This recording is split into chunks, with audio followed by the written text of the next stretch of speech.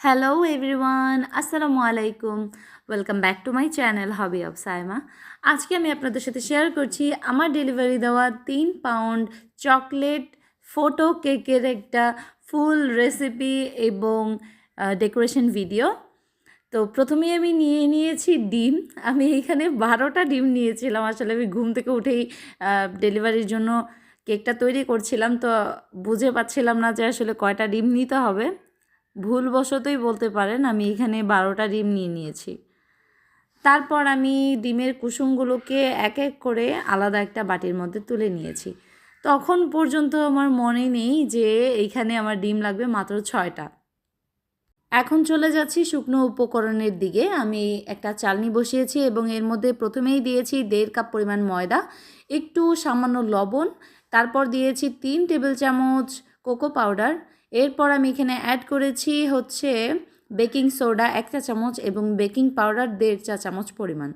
সবগুলো উপকরণকে ভালো মতো আমি চেলে নিয়েছি।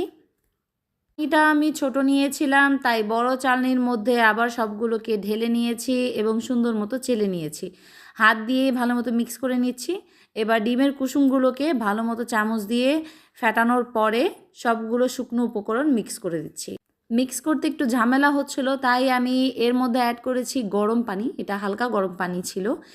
এইটা দিলে হয় কি, কেকটা অনেক বেশি সফট আর স্পঞ্জি হয়। তারপর আমি নিয়েছি 1.5 কাপ পরিমাণ চিনি, আর ডিমে আমি মোটামুটি একটা ফোম তৈরি করেই তারপর চিনিটাকে অ্যাড করব। আমি কয়েক ধাপে চিনিটাকে অ্যাড করেছি যেন ডিমের ফোমটা একেবারেই পারফেক্ট আসে। ডিমের ফোমের মধ্যে চিনিটা অ্যাড করে নেওয়ার পরে যখন চিনিটা গলে যাবে, তখন এর মধ্যে আমি দিয়ে দিয়েছি 1.5 কাপ পরিমাণ সয়াবিন তেল। এখানে তেলের পরিবর্তে অবশ্যই বাটার ব্যবহার করা যাবে।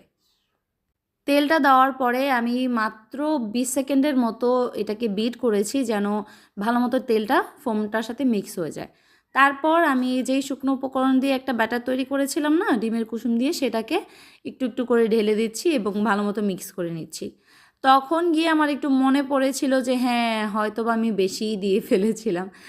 তারপর অ্যাড করেছি আমি চকলেট ইমালশন এবং তারপর অ্যাড করেছি আমি এখানে ভিনেগার। আমি আবারও যখন মনে পড়েছে তখন আমি এখানে ময়দা অ্যাড করেছি আরও 1/2 কাপ পরিমাণ। এখন 2টা আমি কেকের মোল্ড নিয়েছি। যেটা ব্রেডের মোল্ড সেটার মধ্যে আর কি, যেটা আমি বেক করছি সেটা আমার বাসার জন্য আমি রেখে দিয়েছি, এবং স্কোয়ার যে মোল্ডটা নিয়েছি সেটার মধ্যে আমি ডেলিভারি দেওয়া কেকটা বসিয়েছি। তারপর আমি চকলেট হুইপ ক্রিম তৈরি করে নিয়েছি। এটার রেসিপি আমার চ্যানেলে আপলোড করা আছে, আমি লিঙ্কটা ডিসক্রিপশন বক্সে দিয়ে দিব, চাইলে দেখে আসতে পারেন। এবং কিছুটা রেখেছি সাদা ক্রিম, যেটা দিয়ে আমি কালার, যেটার মধ্যে আমি আর কি কালারটা অ্যাড করব। কেকটাকে আমি মোল্ড আউট করে সাথে সাথেই কেটে ফেলেছি, কারণ আমার সময় ছিল না, তাড়াতাড়ি করে আমার ডেলিভারিটা দিতে হবে। তো এর মধ্যে একটু বলে রাখি, এটার জন্য তাড়াহুড়া লেগেছে কেন জানেন? আমার বড় ভাইয়ের বিয়ে ছিল, তো সেখানে আমি গিয়েছিলাম। বাসায় এসে তারপর এই কেকটাকে আমার রেডি করতে হয়েছে। রাত্রেবেলা কোনোভাবেই সময় পাইনি, তো সকালবেলাই আর কি এটা আমাকে তৈরি করতে হয়েছে।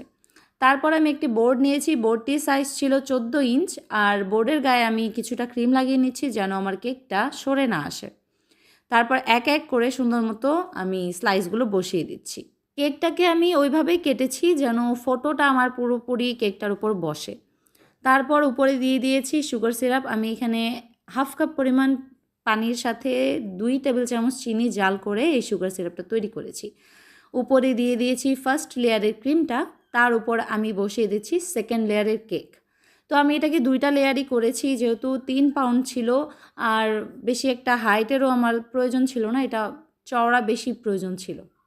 2 লেয়ার করার পরেও কিন্তু আমার কেকটা, যখন আমি পুরো ফুল কেকটা কমপ্লিট করেছি, তখন এটা 3 পাউন্ড ওভার ছিল।